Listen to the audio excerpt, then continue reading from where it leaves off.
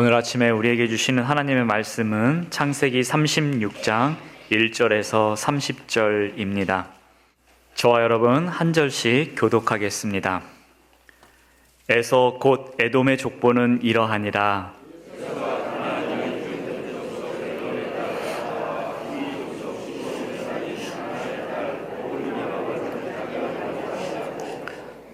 또 이스마엘의 딸 느바요의 누이 바스맛을 맞이하였더니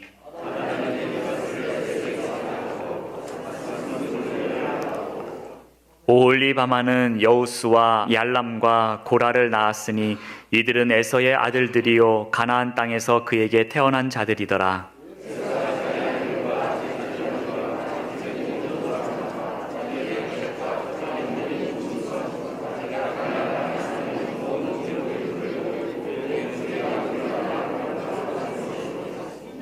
두 사람의 소유가 풍부하여 함께 거주할 수 없었음이러라.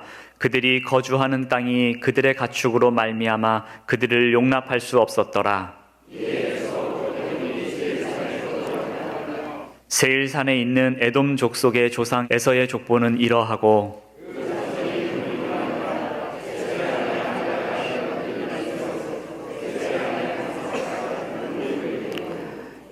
엘리바스의 아들들은 대만과 오말과 스보와 가담과 그나스요.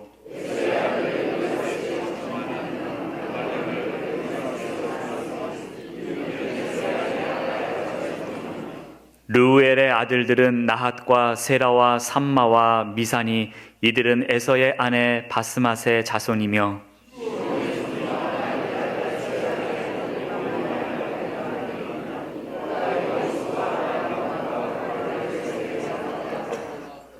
에서 자손 중 족장은 이러하니라.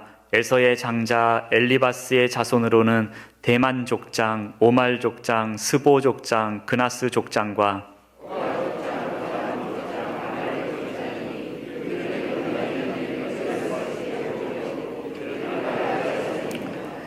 에서의 아들 루엘의 자손으로는 나핫 족장, 세라 족장, 삼마 족장, 미사 족장이니 이들은 에돔 땅에 있는 루엘의 족장들이요 이들은 에서의 아내 바스맛의 자손이며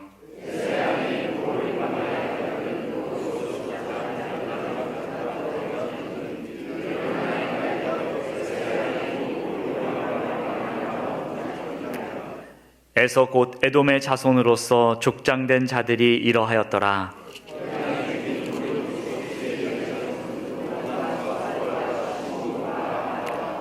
디손과 에셀과 디산이니 이들은 에돔 땅에 있는 세일의 자손 중 호리 족속의 족장들이요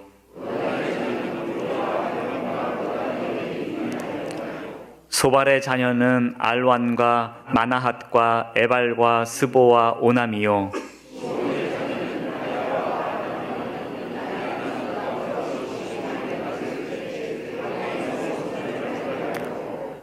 아나의 자녀는 디손과 오홀리바바니 오홀리바바는 아나의 딸이며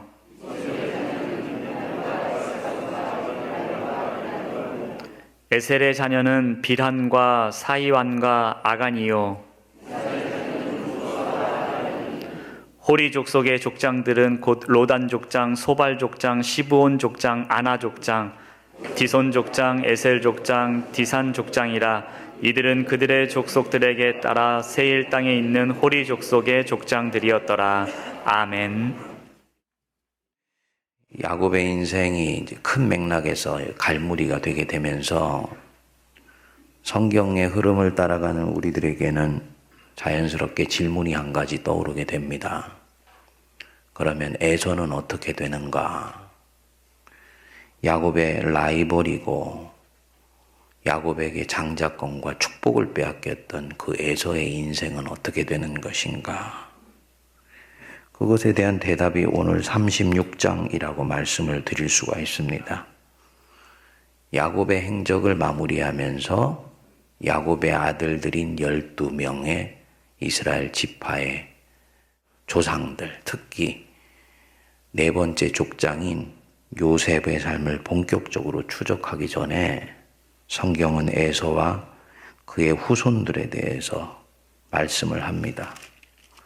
2절에 여러분들이 보시면 에서에게는 아내가 셋이 있었다고 성경은 말씀합니다. 가나안 여인 중 헷 족속 엘론의 딸 아다, 휴위 족속 시브온의 딸인 아나의 딸 오홀리마, 자기 아내로 맞이했고요. 또 3절에 이스마엘의 딸 느바요의 누이 누구요? 바스맛. 3명의 아내를 뒀어요. 그리고는 뒤에 보시면 아다가 엘리바스를 낳았습니다. 그 에서의 장자입니다.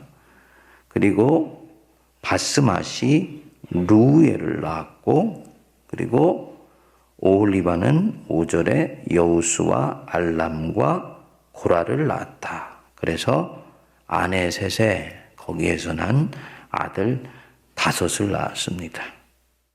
그리고 6절에 보시면 에서가 자기 아내들과 자기 자녀들과 자기 집의 모든 사람과 자기의 가축과 자기의 모든 짐승과 자기가 가나안 땅에서 모은 모든 재물을 이끌고 그의 동생 야곱을 떠나 다른 곳으로 갔으니 두 사람의 소유가 풍부하여 함께 거주할 수가 없었다.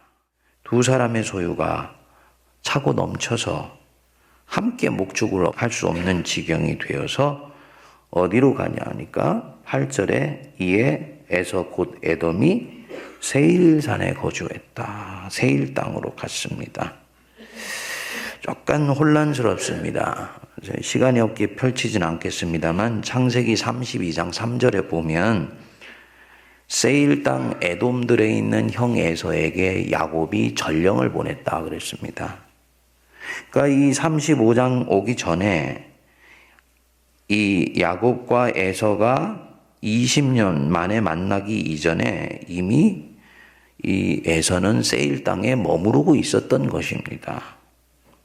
그냥 야곱에게 가나안 땅에서 떠밀려 나서 세일로 간 것이 아니고 이미 야곱이 이 땅으로 다시 돌아오기 전에 아버지를 떠나서 에돔들에 살다가 아버지가 돌아가신다는 말을 듣고는 가축들을 이끌고 가나안 땅으로 다시 들어왔던 것 같아요. 그리고는 때가 되었을 때 자기 처소인 에돔으로 되돌아간 것입니다. 그리고 에돔 땅에서 이 에서의 5 아들들에게서 어떻게 자손이 번창해 나가는지를 36장이 4 대목에 걸쳐서 족보처럼 쭉 보여주시는 것입니다. 이 36장에는 하나님이라는 말이 한마디도 나오지를 않지요. 그렇지만 성경을 읽을 때 이 묘미가 나타나시지 않지만 뒤에 계시고 말씀하시지 않지만은 음성을 들려주시고 멀찍이 떨어져 계신 것 같지만 품어주시고 사랑하시는 그 하나님의 흔적을 우리가 영적으로 잘 캐치할 수 있을 때 그 성도가 복된 성도입니다. 하나님이란 말은 한마디도 나오지 않는데 하나님의 보이지 않는 손길이 이 에서에게도 역사하고 있다는 것입니다. 이삭이 우물을 파서 주변 사람들이 빼앗으니까 주고 빼앗으니까 또 넘겨주고 난 뒤에 하나님이 그에게 나타나셔서 위로하시고 축복하시면서 하셨던 말씀이 있습니다.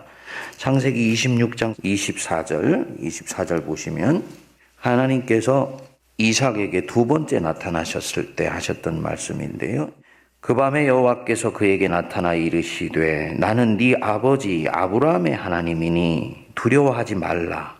내 종 아브라함을 위하여 내가 너와 함께 있어 네게 복을 주어 네 자손이 번성하게 하리라 하신지라. 너와 함께 있어 네게 복을 주어 네 자손이 번성하게 하리라.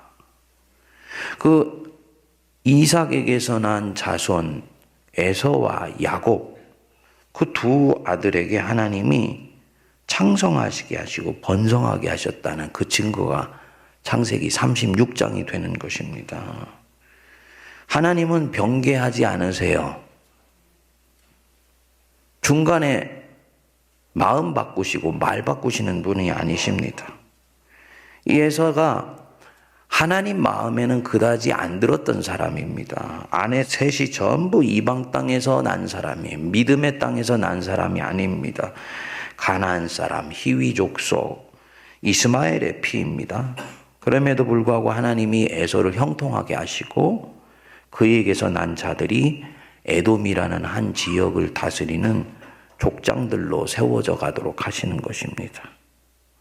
여러분, 우리 하나님 품이 넓으신 하나님이십니다. 속이 좁아서 꽁한 분이 아니세요. 응? 네가 나한테 어떻게 하는가 한번 지켜보자 보셨다가 마음에 안 들면 벌 내리시고 잘하시면 상 주시는 분이 아니십니다. 한번 그 택한 자녀에게 한 약속은 그 자녀에게 약속한 것 때문이라도 그 믿음의 후손들에게 은혜를 내려주시는 하나님이십니다. 자신이 하신 약속 철저하게 신실하게 지키시고요. 마음에 들지 않는 사람에게도 넉넉히 베풀어 주십니다. 이 하나님의 이 넓고 큰 가슴을 가장 정확하게 알았던 분이 우리 예수님이십니다. 하나님이 그 해를 악인과 선인에게 비추시며 비를 의로운 자와 불의한 자에게 내려주시느니라. 해를 선인에게만 비춘다. 비를 의로운 자들에게만 내려주신다 생각했는데 음지와 양지에 골고루 비를 주신다 하시니까 이 바리새인과 당시 제사장들은 이 하나님을 이렇게 소개하는 예수님이 정말로 마음에 들지를 않았습니다. 왜? 하나님이 자기들 같이 의로운 사람들만 사랑해 주시기를 바랬는데 그렇지 않다고 하니까 우리가 생고생하면서 하나님을 섬기는 이유가 하나님의 배타적 사랑을 우리가 원하기 때문인데 하나님은 음지와 양중에 골고루 비를 뿌려주시고 선인과 악인을 함께 사랑하신다고 하니까 마음에 안 드는 것입니다. 하나님의 성품을 닮아가려고 하지 않고요. 하나님을 자기들의 구미에 따라서 바꾸려고 하고 구미에 따라서 하나님을 만나려고 한 거죠. 결국은 가장 하나님을 잘한다고 생각했던 사람들이 하나님의 구원 역사에서 벗어나게 되는 그런 아픈 일들을 당하게 됩니다. 여러분, 우리 하나님 품이 넓은 분이세요. 하나님 만나면 만날수록 저와 여러분들의 가슴이 탁 트여야지 됩니다. 처음에는 우리가 밴댕이 소갈머리 같은 사람으로 출발할 수 있죠. 그렇지만 주님 안에서 자라가면서 넓어져야 돼. 예수를 만나면 만날수록 넓어지고 주님처럼 이 바다도 품는 사람이 돼야 되는데 신앙생활을 하면 할수록 이게 점점 좁아지게 되면요. 내가 지금 신앙을 잘못 배우고 있는 것입니다. 다른 것을 용납할 수 있어야 하는데 다른 것을 용납하지를 못해요. 물론 용납하지 못할 때는 항상 이것이 진리냐 진리가 아니냐라는 옳고 그름의 문제로 내게 다가올 때 바로 그런 일이 생깁니다. 튀겨져 내게 돼요. 그런데 우리 주님이 선인과 악인에게도 비를 내리신다. 무슨 얘기를 하시는 것입니까? 이미 거기에 다르다라는 문화의 차이로 주님이 보시는 것이 아니고 도덕적이고 윤리적이며 진리적인 그 차이에 의해서 너희들이 판단할 수 있지만 그럼에도 불구하고 악인에게도 비를 뿌리시고 불의한 자에게도 하나님의 은혜를 베푸시는 그 하나님 배우고 품어야 된다 이 얘기죠. 결론적으로 말하면 하나님은 에서에게 당신이 하실 일을 다 하셨습니다. 그런데 오해는 마세요. 우리는 누군가 잘 풀리면 그가 잘해서 그렇게 되는 것이라고 단정해요. 저 사람 그 강남에 아파트를 한 30평짜리를 샀는데 그게 한 달 만에 3억이 올랐대. 하나님 앞에 복받을 행동을 많이 했었나 봐. 그렇게 보면 안 돼. 그거는 들여다 봐야지 됩니다. 그 주님이 우리를 창성하게 하실 때는 그러므로 창성하게 해주시는 경우도 있지만 이 에서처럼 불구해도 창성하게 해주시는 경우가 있는 것입니다. 하나님의 약속에 벗어나 있었음에도 창성하게 해주셨다. 세상적으로 잘 된다고 해서 다 좋은 것이 아니구나. 에서가 이렇게 하나님의 은혜 가운데 있었으니까 에서의 인생은 성공한 인생이네. 아니지요. 세상적으로 잘 된다고 다 좋은 것이 아니지요. 영적으로 잘 돼야지 그것이 진정으로 하나님이 기뻐하시는 것이고 신앙의 유산을 남기는 삶이 되는 것입니다. 세상적으로도 잘 풀리고 신앙에 있어서도 업을 이룬다면 좋은 일이지만 저나 우리 성도님들 둘 중에 하나를 택한다면 단연코 무엇을 택해야 됩니까? 신앙을 택해야 돼요. 왜냐하면 신앙을 택한다는 것은 곧 하나님을 택한다는 일이고 하나님을 택한다는 것은 과거와 현재와 미래의 주인이 되시는 하나님을 나의 것으로 갖는 것과 같기 때문에 그것은 곧 미래를 갖는 것입니다. 후손에게 남기는 유업이 있어요. 이 야곱과 에서가 이 36장에서도 참 대변되지 않습니까? 에서는 육체의 장자로서 있으면서도 아버지와 어머니를 떠나서 가축 먹이게 풍부한 곳을 찾아 그 땅을 떠납니다. 그리고 그것으로 그에 대한 유산은 마무리예요. 에서는 여기까지입니다. 반면에 야곱은 그 가나안 땅에 뭐 좋은 곳이 있다고 30년을 떠나서 있다가도 온갖 애를 쓰고 끊임없이 그 땅을 향해서 나아가려고 합니다.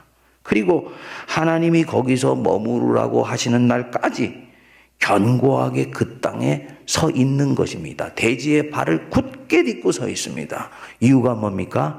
그 땅은 그냥 눈에 보이는 땅이 아니고 하나님이 자기에게 약속하신 땅이기 때문에 자기가 만난 환난 날에 만났던 그 베델의 하나님이 계시는 곳이기 때문에 거기서 흙먼지 뒤집어 쓰면서 머물러 있는 것입니다.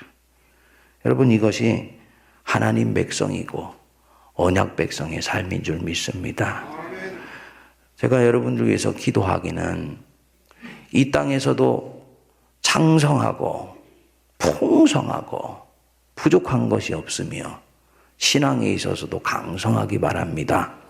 그렇지만 둘 중에 하나를 하나님이 나에게 택하도록 한다면 나는 에서같이 눈에 보이는 풍성함을 찾아가지 아니하고 야곱처럼 하나님이 머무르시라고 하시는 그 약속의 땅에 견고히 머무르면서 하나님을 추구하고 하나님의 나라를 사모하는 우리 모든 성도들 되시기를 주의 이름으로 축복드립니다. 같이 기도하겠습니다. 우리 주 예수 그리스도의 크신 은혜와 하나님 아버지의 만극하신 사랑하심과 성령님의 위로교통 감동 감화 역사하심이 음지와 양지의 골고루 피를 뿌려주시는 우리 그 넓으신 주님의 가슴을 닮아가며 약속한 것을 변하지 않으시는 그 하나님 붙들고 오늘도 약속의 땅에 견고히 머무르며 살아가기로 다짐하는 모든 주의 백성들 머리 위에 사랑하는 그들의 가정과 사역과 항존직 선거를 앞두고 주님 앞에 간구하는 세문안 제단 위에 이제로부터 영원토록 함께하옵시기를 간절히 축원하옵나이다. 아멘.